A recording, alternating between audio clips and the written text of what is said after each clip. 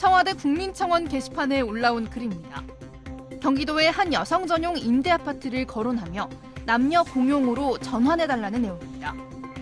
남성이라는 이유로 청년주택 입주 기회를 원천 박탈당하는 건 성차별이 아니라면서 남녀 모두 청년주택 혜택을 누려야 한다고 적었습니다. 같은 지역에서 같은 세금을 내고 같은 일을 하는데도 남성이라는 이유만으로 입주 기회를 박탈당하고 있는 것이거든요. 성평등을 여성 우대와 동일시하는 그런 사회 구조의 문제를 좀 지적을 하고 싶었습니다. 사실 주거 대책은 모두의 문제니까. 국민청원 글이 올라온 후 이 이슈가 공론화되면서 논란이 적지 않은 상황. 찬반 의견은 팽팽하게 갈리고 있습니다.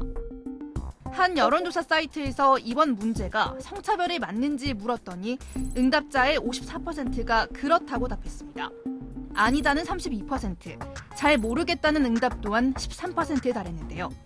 응답자들은 여성만 약자인가, 제도를 찬성한다 등 다양한 의견을 덧붙였습니다. 인권위는 이 아파트의 입주 요건이 성차별에 맞는지 조사에 착수한 걸로 알려졌습니다. 그렇다면 아파트를 관리하는 지자체의 입장은 어떨까요? 지금 현재로서는 다른 건 없어요. 법에 따라서 저희는 이 시설을 진 거고 지금까지 내려온 거예요. 그러다 보니까 지금 인권위에서 조사도 하고 그 결과에 따라서 저희도 검토할 사항이에요.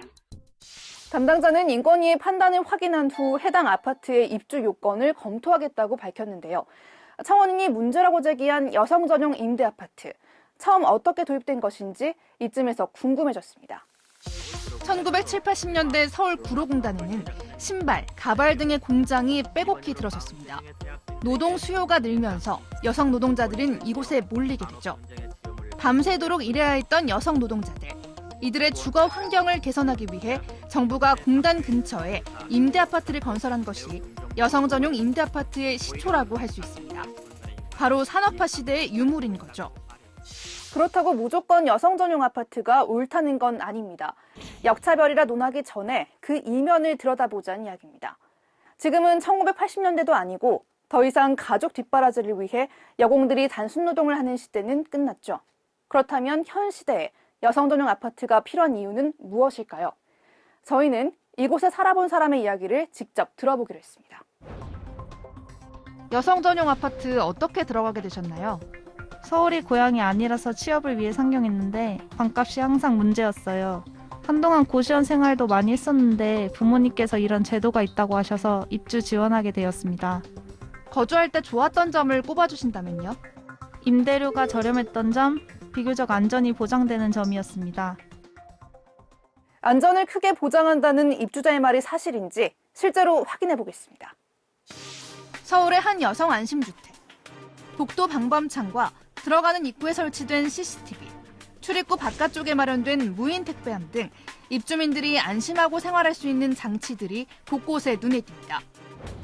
만나고 있는 연인의 집을 무단 침입해 폭력을 가하는 주거침입 데이트 폭력과 스토킹 범죄가 최근 잇따르면서 이렇게 치안을 강화한 여성 안심주택에 대한 수요는 날로 커지고 있습니다.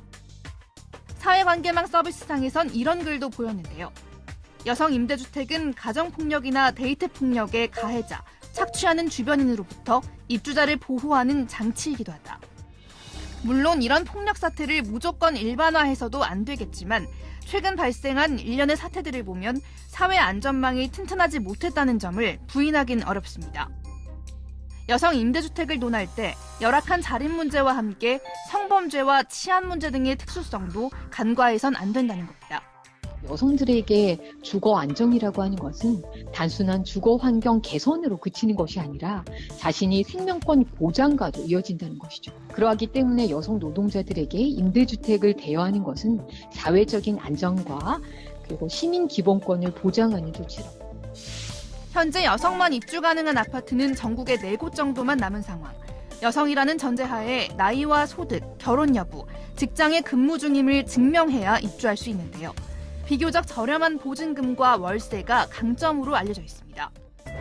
이번 논란은 결국 청년 주거난이 심각한 상황에서 우리 사회에 불고 있는 반여성적인 편견과 청년 주거 정책의 부재가 복합적으로 작용해 벌어졌다는 분석이 나옵니다. 무엇보다도 정부가 제대로 된 주거 정책, 고용 정책, 사회복지 정책들을 체계적으로 마련해야 한다는 것이죠. 사회적 안정망이 보장될 때, 그럴 때 비로소 내가 상대에 대한 어떤 무임승차자에 대한 신란이 아닌 공존을 실행할 수 있다라고 봅니다.